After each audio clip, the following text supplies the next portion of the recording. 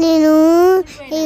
నేను బస్సులో అయితే అబ్బా పోవే పోవే అబ్బా నేను పోతే మా డాడీ మళ్ళా కొడతాడే పోతే మళ్ళా కొడతాడు మళ్ళా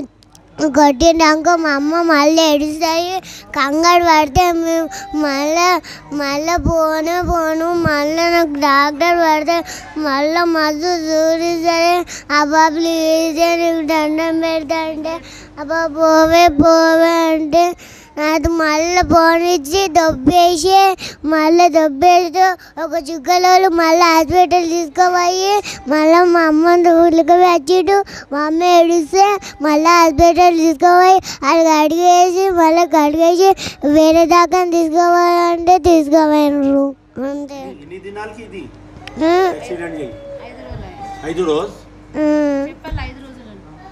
ఐదు రోజు